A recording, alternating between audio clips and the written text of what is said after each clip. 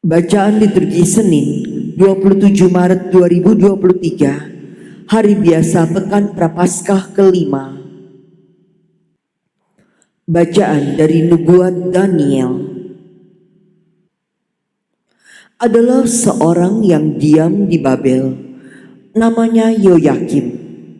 Ia mengambil seorang istri yang bernama Susana, anak Hilkiah. Istrinya itu amat sangat cantik dan takwa pada Allah. Karena orang tuanya benar, maka anak mereka dididik menurut Taurat Musa. Yoyakim itu amat kaya. Ia memiliki sebuah taman berdekatan dengan rumahnya. Oleh karena itu ia paling terhormat di antara sekalian orang. Maka orang-orang Yahudi biasa berkumpul di rumahnya. Dalam tahun itu ada 2 orang tua-tua dari antara rakyat yang ditunjuk menjadi hakim. Tentang mereka itulah Tuhan telah berfirman.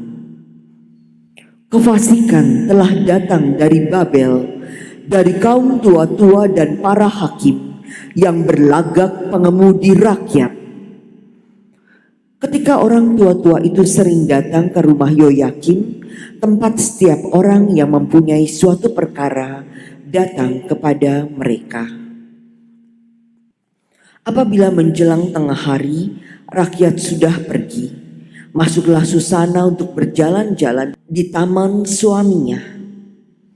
Kedua orang tua-tua itu setiap hari mengintip Susana apabila ia masuk dan berjalan-jalan di situ. Maka timbullah dalam hati kedua orang tua-tua itu nafsu birahi kepada Susana. Mereka lupa daratan dan membuang muka, sehingga tidak memandang surga dan tidak ingat kepada keputusan yang adil. Sementara mereka menunggu saat yang baik, datanglah Susana ke taman itu seperti yang sudah-sudah. Ia hanya disertai 2 orang dayang. Karena cuaca panas, Susana mau mandi di taman itu. Tiada seorang pun yang ada di sana kecuali kedua orang tua-tua itu yang bersembunyi sambil mengintip Susana. Kata Susana kepada dayang-dayangnya, ambilkanlah aku minyak dan urap dan tutuplah pintu taman supaya aku dapat mandi.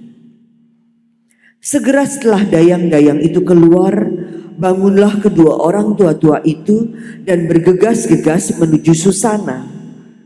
Berkatalah mereka, pintu-pintu taman sudah tertutup dan tidak ada seorang pun melihat kita. Kami sangat cinta birahi kepadamu. Berikanlah hati saja dan tidurlah bersama-sama dengan kami. Kalau engkau tidak mau, pasti kami akan naik saksi terhadapmu, bahwa seorang pemuda kedapatan padamu, dan bahwa oleh karena itulah maka dayang-dayang itu kau suruh pergi. Berdesahlah Susana lalu berkata, aku terdesak sekeliling, sebab jika hal itu kulakukan, niscaya kematian menanti aku.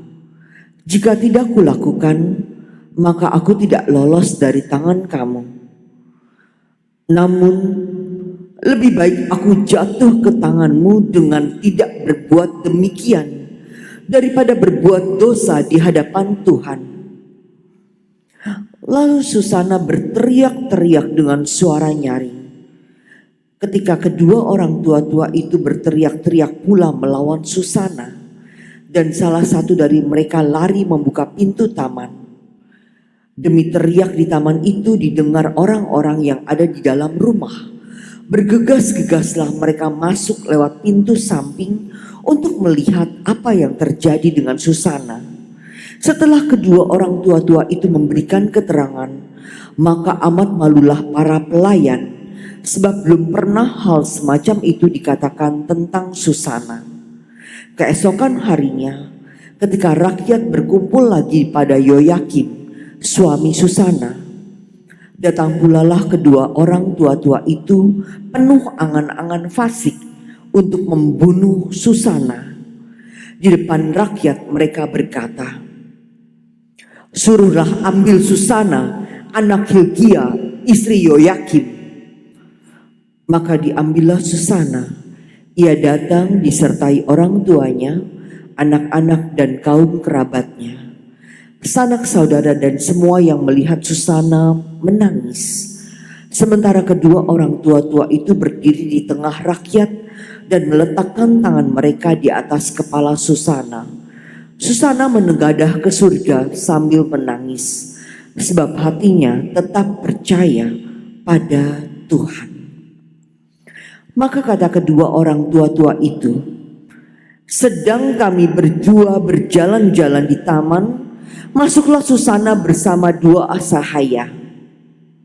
Lalu pintu taman itu ditutup dan disuruhnya sahaya-sahaya itu pergi. Lalu datanglah seorang pemuda yang bersembunyi di situ dan ia berbaring bersama Susana. Ketika kami yang ada di sudut taman melihat kefasikan itu, berlari-larilah kami kepada mereka. Walaupun kami melihat mereka tidur bersama-sama di sana, namun kami tidak dapat menangkap pemuda itu karena ia lebih kuat dari kami. Ia membuka pintu lalu melarikan diri. Tetapi Susana kami pegang dan kami menanyakan siapa pemuda itu. Ia tidak mau memberitahu kami. Inilah kesaksian kami. Himpunan rakyat percaya akan kesaksian mereka karena mereka adalah orang tua-tua di antara rakyat. Lagi pula mereka adalah hakim. Atas dasar kesaksian itu dijatuhkannya hukuman mati kepada Susana.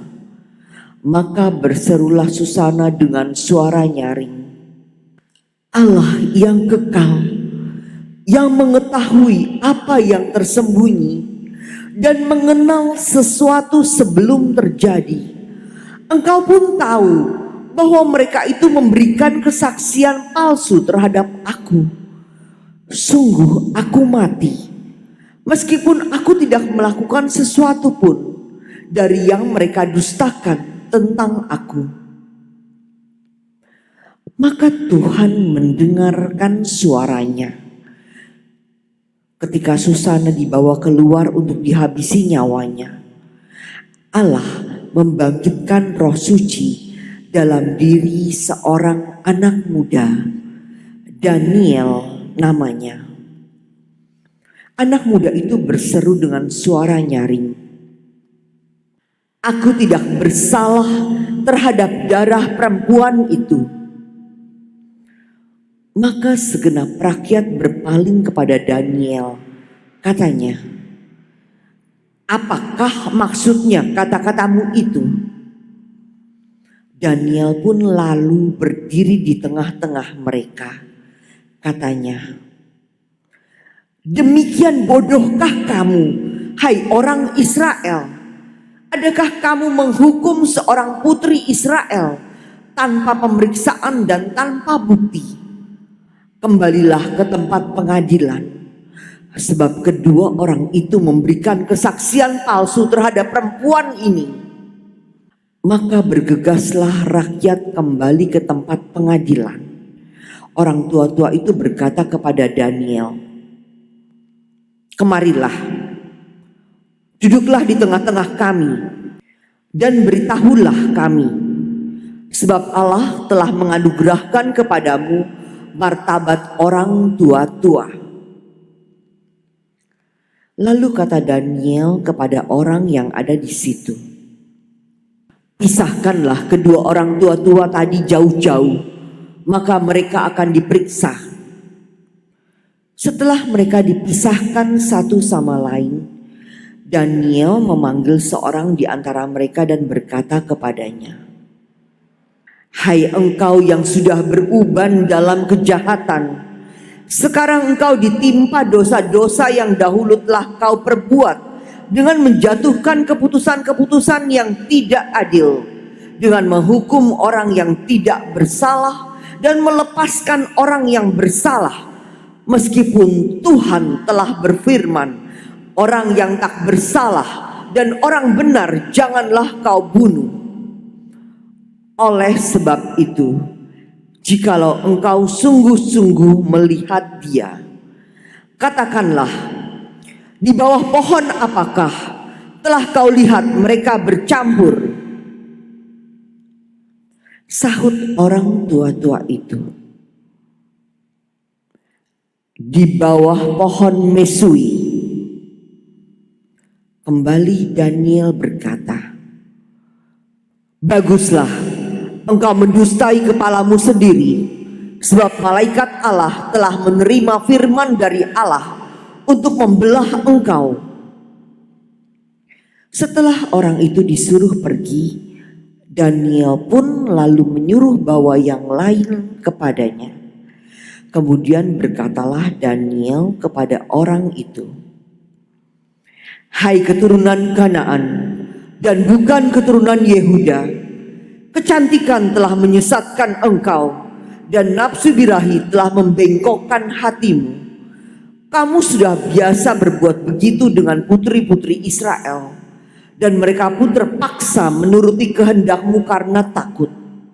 Tetapi putri Yehuda ini tidak mau mendukung kefasikanmu.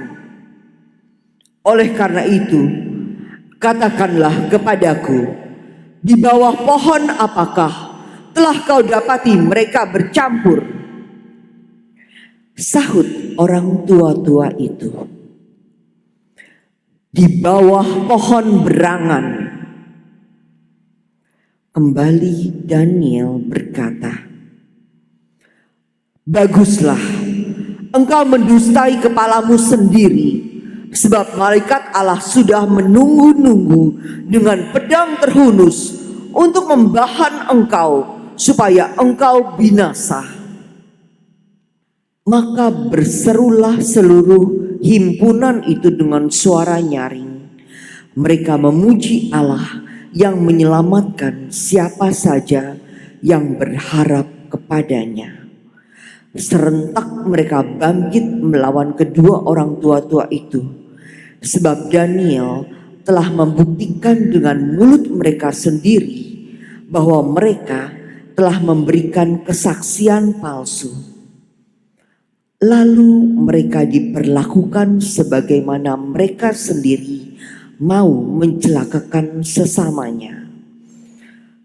Sesuai dengan Taurat Musa, kedua orang itu dibunuh. Demikian pada hari itu diselamatkan darah yang tak bersalah. Demikianlah sabda Tuhan. Syukur kepada Allah. Sekalipun aku berjalan dalam lembah yang kelam, aku tidak takut bahaya, sebab engkau besertaku. Sekalipun aku berjalan dalam lembah yang kelam, aku tidak takut bahaya, sebab engkau besertaku. Tuhanlah gembalaku, aku takkan berkekurangan. Ia membaringkan daku di padang rumput yang hijau. Ia membimbing aku ke air yang tenang dan menyegarkan daku. Sekalipun aku berjalan dalam lembah yang kelam, aku tidak takut bahaya, sebab engkau besertaku. Ia menuntun aku di jalan yang lurus, demi namanya yang kudus. Sekalipun berjalan dalam lembah yang kelam, aku tidak takut bahaya, sebab engkau besertaku. Tongkat gembalaanku, itulah yang menghibur aku. Sekalipun aku berjalan dalam lembah yang kelam, aku tidak takut bahaya, sebab engkau besertaku. Engkau menyediakan hidangan bagiku di hadapan segala lawanku. Engkau mengurapi kepalaku dengan minyak, pialaku penuh berlimpah. Sekalipun aku berjalan dalam lembah yang kelam, aku tidak takut bahaya, sebab engkau besertaku. Kerelaan dan kemurahan-Mu mengiringi aku seumur hidupku. Aku akan diam di dalam rumah Tuhan sepanjang masa. Sekalipun aku berjalan dalam lembah yang kelam, aku tidak takut bahaya, sebab engkau besertaku. Terpujilah Kristus Tuhan, Raja mulia dan kekal. Aku tidak berkenan kepada kematian orang fasik, melainkan kepada pertobatannya lah aku berkenan, supaya ia hidup. Terpujilah Kristus Tuhan, Raja mulia dan kekal.